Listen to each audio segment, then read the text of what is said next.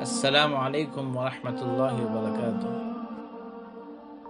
محترم سامعین و ناظرین، آج ہم وہ چیزیں آپ کے سامنے بیان کریں گے جن سے روزہ ٹوٹ جاتا ہے۔ نمبر 1، کان اور ناک میں دوا ڈالنا۔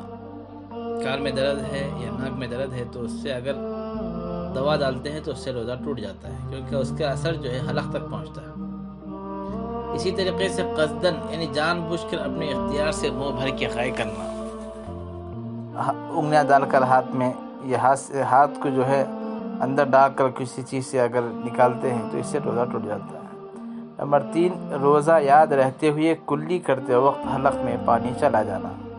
روزہ یاد تھا، کلی ایسا دبا کے کی کہ پانی اگر اندر چلا گیا تو اس سے روزہ ٹوٹ جاتا ہے۔ عورت یا کسی مرد کو چھونے وغیرہ سے انزال ہو جانا، یعنی منی نکل جانا جس کی وجہ سے جو ہے روزہ ٹوٹ جاتا ہے۔ نمبر 5، کوئی ایسی چیز نگل جانا جو عادتاً کھائی نہیں جاتی، جیسے لکڑی، لوہا اور کچے گیہوں کا دانہ، ایسا چیز بھی نگل جانا تو بھی اس سے بھی جو ہے روزہ ٹوٹ جاتا ہے۔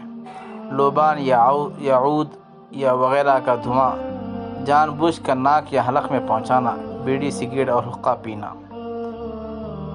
نمبر 7، بھول کر کھا پی لینا، یاد آنے پر یہ خیال کیا کہ اب تو روزہ جاتا رہا، پھر قصدن کھا پی لیا۔ بھول کر کھانے سے روزہ نہیں ٹوٹتا، مگر بھول کر پہلے کھا لیا تھا، بعد میں یاد آیا کہ ارے میں تو روزہ تھا، چلو اب اور تھوڑا کھا لیں گے، اس طریقے سے اگر کوئی کھاتا ہے تو روزہ ٹوٹ جاتا ہے۔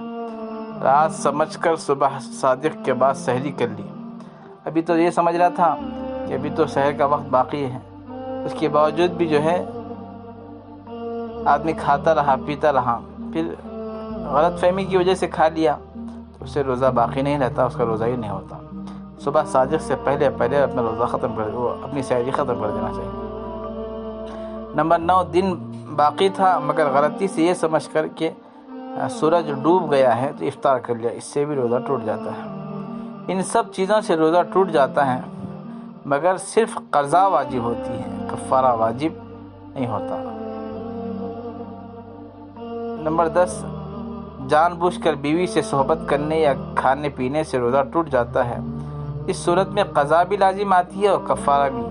کفارہ یہ ہے کہ 60 روزے متواتر رکھے، یعنی 60 روزے لگاتار ہیں کہ بیچ میں ایک روزہ بھی نہیں چھوڑنا، ایک روزہ بھی اگر چھوٹ گیا تو پھر شروع سے رہنا پڑتا، اگر ناغہ ہو گیا پھر چھوٹ گیا تو پھر شروع سے رہے، اور اگر روزے کی طاقت نہیں ہے تو پھر 60 مسکینوں کو 2 وقت کھانا پیٹ بھر کر کھلا دینا چاہیے۔ ان سے جو ہے روزہ اگر غلطی سے روزہ جو ہے اگر ٹوٹ گیا تو وہ تو جو قضا ہے اس کی، اگر جان بوجھ کر روزہ جیسے کہ جو ہے ہم بستری کے ذریعے سے وغیرہ سے اگر روزہ ٹوٹتا ہے تو اس سے جو ہے اس طریقے کا قضا اور کفارہ دونوں لازم آتے ہیں۔ اور وہ چیزیں جن سے روزہ مکروہ ہوتا ہے، روزہ نہیں ٹوٹتا۔ بلا ضرورت کسی چیز کو چبانا یا نمک وغیرہ چکھ کر تھوک دینا، ٹوتھ پیسٹ یا منجن یا کوئلے سے دانت صاف کرنا، ان سب صورتوں میں روزہ مکروہ ہو جاتا ہے، روزہ ٹوٹتا نہیں، مکروہ ہوتا ہے، یعنی کراہت اس کے اندر آ جاتی ہے، ناپسندیدگی۔ نمبر 2، تمام دن حالت جنابت میں بغیر غسل کیے رہنا، یعنی آدمی کو جو ہے غسل کرنے کی ضرورت تھی، واجب اس کو غسل تھا، اس کے باوجود بھی اگر غسل نہیں کیا، بغیر غسل کیے کہ دن بھر رہ گیا تو پھر اس کے لیے یہ روزہ تو ٹوٹتا نہیں مگر کراہت ہے۔ نمبر 3، فسد کروانا یا کسی مریض کے لیے اپنا خون دینا۔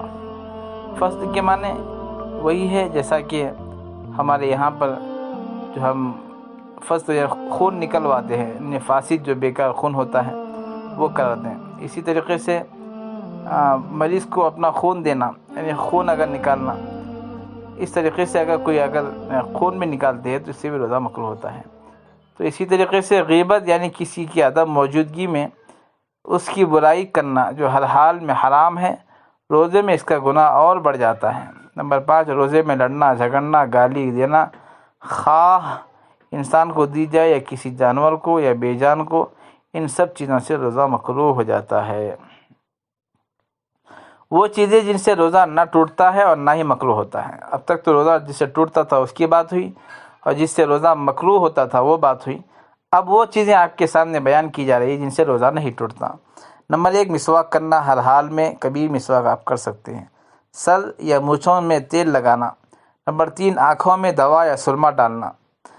آنکھ میں اگر دوا ڈالے تو روزہ نہیں ٹوٹتا، سرما بھی لگے تو روزہ نہیں ٹوٹتا۔ نمبر 4، خوشبو سونگھنا۔ نمبر 5، گرمی یا شدت پیاس کی وجہ سے غسل کرنا، یعنی اب تو گرمی کا موسم چل رہا ہے، سخت لو لگی ہوئی ہے، اگر ہم اس سے غسل کرتے ہیں تو کوئی مسئلہ نہیں۔ کسی بھی حال میں کب بھی آپ غسل کریں روزہ آپ کا ٹوٹتا نہیں۔ کسی قسم کا انجیکشن لگوانا، حلق میں بلا اختیار دھواں یا گرد و غبار یا مکھی وغیرہ کا چلا جانا۔ حلق میں اگر آدمی جا رہا تھا پھر دھواں آ گیا، ہم تو نہیں چاہتے تھے کہ دھواں منہ میں جائے، اچانک چلا گیا تو اس سے روزے کو کوئی مسئلہ نہیں ہے۔ کان میں پانی بلا ارادہ چلا جانا۔ نمبر 9، خود بخود قے آ جانا، خود بخود آ گئی تو اس سے کوئی مسئلہ نہیں ہے۔ نمبر 10، سوتے ہوئے احتلام یعنی غسل کی ضرورت ہو جانا، اگر خواب میں یا صحبت کرنے کی وجہ سے غسل کی ضرورت پیش آ گئی اور صبح صادق ہونے سے پہلے غسل نہ کیا اور اسی حالت میں روزے کی نیت کر لی تو روزے میں کوئی خلل واقع نہ ہوگا۔ نمبر 12، اگر بیوی کو اپنے خاوند یا نوکر کو آقا کے غصے کا قوی اندیشہ ہو تو کھانے میں نمک چکھ کر تھوک دینا مکروہ نہیں ہے۔ یہ چند باتیں روزہ ٹوٹنے اور نہ ٹوٹنے اور مکروہ ہونے کے متعلق آپ کے سامنے عرض کی۔ آپ حضرات سے گزارش ہے کہ ان پر عمل کرنے کی کوشش کریں۔ السلام علیکم ورحمۃ اللہ وبرکاتہ۔